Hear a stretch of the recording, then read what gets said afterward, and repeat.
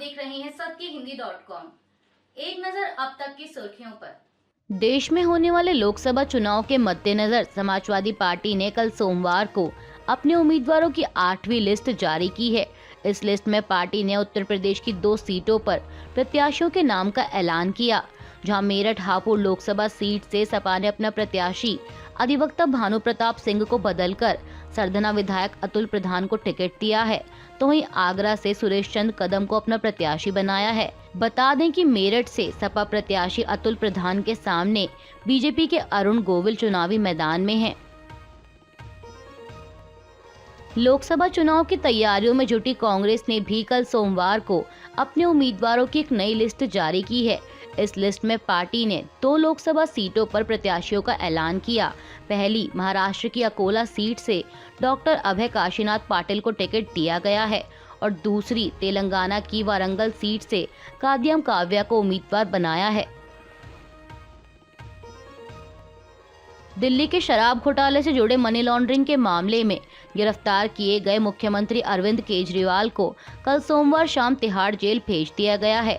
सूत्रों के मुताबिक वे 3 लेयर की सुरक्षा में जेल नंबर 2 की एक सेल में रहेंगे। इसके अलावा सेल की सुरक्षा के लिए एक हेड वार्डर तैनात रहेगा। क्यूआर टीम भी 24 घंटे निगरानी करेगी। सेल में एक टेलीविजन की व्यवस्था होगी और साथ ही वे लाइब्रेरी से किताबें लेकर पढ़ सकेंगे। जेल सूत्रों का कहना है कि अदालत के आदेश के मुताबिक ही उन्हें सुविधाएं दी जाएंगी। उन्होंने अदालत से जेल में रहने के दौरान कुछ किताब और अन्य सामान की मांग की है, जिसे जेल प्रशासन की ओर से मुहैया करवाया जाएगा। सीजेआई डीवाई चंद्रचूड़ ने कल सोमवार 1 अप्रैल को सीबीआई के स्थापना दिवस पर केंद्रीय एजेंसियों को बड़ी नसीहत दी है। उन्होंने कहा कि सीबीआई को भ्रष्टाचार विरोधी जांच एजेंसी के रूप में अपनी भूमिका से परे विभिन्न प्रकार के आपराधिक मामलों की जांच करने के लिए कहा जा रहा है। यह सीबीआई पर अपने आदर्श वाक्य पर खरा उतरने की एक बड़ी जिम्मेदारी डालता है। सीजेआई ने कहा कि लेकिन सीबीआई का विस्तार काफी कम होने की वजह से प्रमुख जांच एजेंसियों को सिर्फ ऐसे मामलों पर फोकस करने की जरूरत है जो राष्ट्रीय सुरक्षा से जुड़ा हो। एजेंसी को ऐसे मामलों पर फोकस करने की जरूरत है जो राष्ट्र के खिलाफ आर्थिक अपराध से संबंधित हो। उन्होंने कहा कि हर मामला सीबीआई को हैंडओवर कर देना अनुचित है। पतंजलि आयुर्वेद द्वारा अपनी दवाओं के लिए भ्रामक दावों को लेकर योग गुरु रामदेव और पतंजलि के एमडी आचार्य बालकृष्ण को आज सुप्रीम कोर्ट के सामने पेश होना है। पिछली सुनवाई में सुप्रीम कोर्ट ने रामदेव और बालकृष्ण को अदालत की अवमानना का नोटिस जारी करते हुए व्यक्तिगत रूप से पेश होने का आदेश दिया था। सुप्रीम कोर्ट ने पूछा था कि हमारे नोटिस के बावजूद पतंजलि ने अभी तक जवाब क्यों नहीं दाखिल किया। अदालत ने कहा था कि क्यों न पतंजलि और उनके मैनेजिंग डायरेक्टर के खिलाफ अवमानना केस चलाया जाए।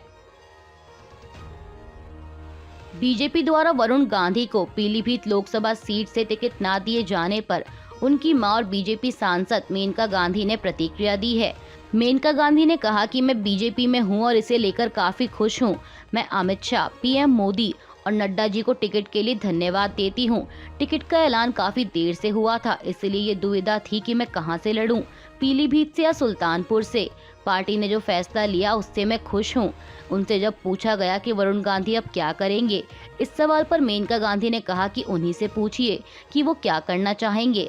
हम इस पर चुनाव के बाद विचार करेंगे, अभी समय है। बता दें कि बीजेपी ने मेनका गांधी को सुल्तानपुर लोकसभा सीट से टिकट दिया है। अरुणाचल प्रदेश की कई जगहों पर अक्सर अपना दावा ठोकने वाले चीन ने एक बार फिर ऐसी ही हरकत की है। मीडिया रिपोर्ट्स के मुताबिक चीन द्वारा भारतीय राज्य अरुणाचल प्रदेश की 30 जगहों को नए नाम दिए गए हैं।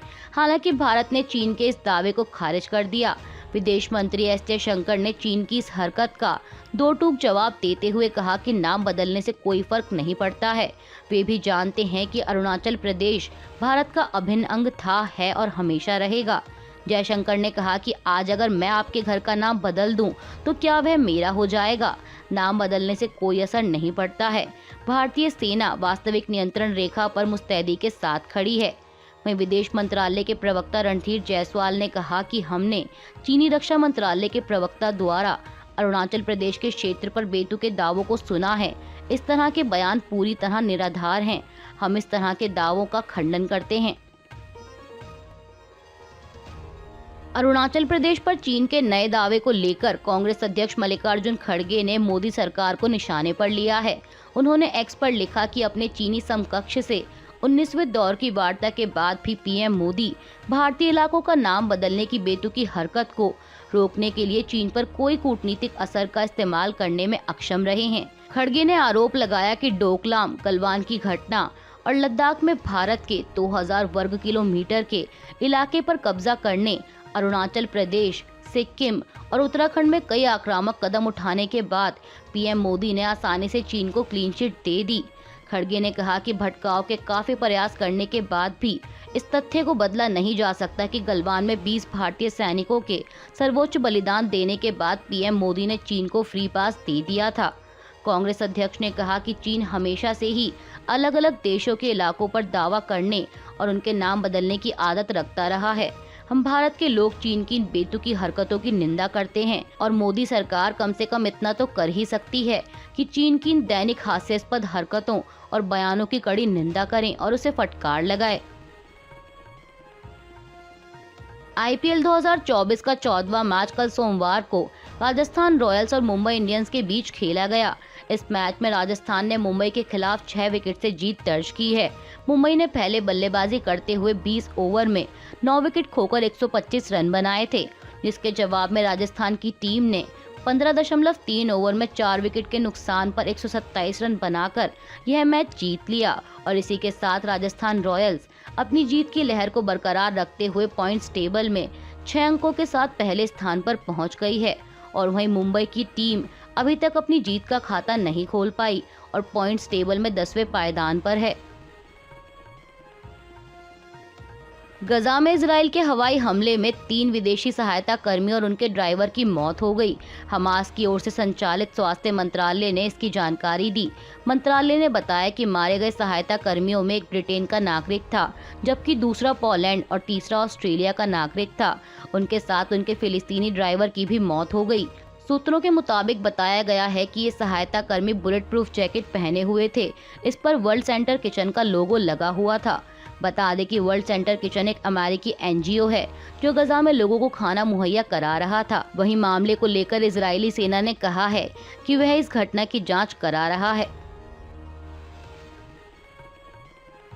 सीरिया की राजधानी में ईरान के वाणिज्य दूतावास के पास इसराइल द्वारा हमला किया गया है, जिसमें 6 लोग मारे गए। ईरानी राजदूत ने इसकी जानकारी दी। ईरान के एक सरकारी टीवी चैनल के मुताबिक senior revolutionary guards commander brigadier general Mohammad Reza Zahedi भी इस हमले में मारे गए हैं। घटनास्थल से सामने आई तस्वीरें और वीडियो में ध्वस्त बिल्डिंग से धुआं और धूल का गुब्बार उठता देखा जा सकता है। हालांकि इसके बगल में ही स्थित ईरानी दूतावास को कोई खास नुकसान नहीं पहुंचा। ईरान और सीरिया के विदेश मंत्रियों ने इस हमले की कड़ी निंदा की है। वहीं इजराइल की सेना ने कहा है कि वो विदेशी मीडिया की रिपोर्टों पर प्रतिक्रिया नहीं देता। ईरान के वाणिज्य दूतावास पर हुए हमले को लेकर सीरिया के रक्षा मंत्रालय ने कहा कि एयर डिफेंस सिस्टम ने इजराइल की कुछ मिसाइलों को मार गिराया, लेकिन कुछ मिसाइलें पूरी बिल्डिंग को ध्वस्त करने और इसमें मौजूद सभी को मारने या घायल करने में कामयाब रहीं। मंत्रालय ने कहा कि शवों को मलबे से बाहर निकालने और नीचे दबे घायलों को बचाने की कोशिश हो रही है। हालांकि संख्या के बारे में कुछ नहीं बताया गया। सीरिया के विदेश मंत्री फैसल मेक्ताद ने इस हमले की कड़ी निंदा करते हुए इसे घिनौना आतंकी हमला करार दिया है। उन्होंने कहा कि इस हमले में कई निर्दोष लोग मारे गए। इसके अलावा हमले को लेकर अमेरिका ने भी प्रतिक्रिया दी। व्हाइट हाउस के एक प्रवक्ता ने कहा कि अमेरिकी राष्ट्रपति जो बाइडेन को इस घटना के बारे में पता है और उनकी टीम इस मामले पर करीबी नजर बनाए हुए है। स्टॉक मार्केट आज मंगलवार 2 अप्रैल को फ्लैट नोट पर खुली है, जहां निफ्टी 22,500 के नीचे कारोबार कर रहा है, तो वहीं सेंसेक्स भी करीब 150 अंक फिसलकर 73,900 पर आ गया है। बता दें कि इससे पहले सोमवार को सेंसेक्स 363 अंक ऊपर 74,014 पर बंद हुआ था। बात करें बैंक निफ्टी की, तो बैंक निफ्टी 47,670 के लेवल पर ट्रेड कर रहा है। अभी के लिए बस इतना ही। बाकी की खबरों के लिए जुड़े रहिए सत्य हिंदी.com के साथ।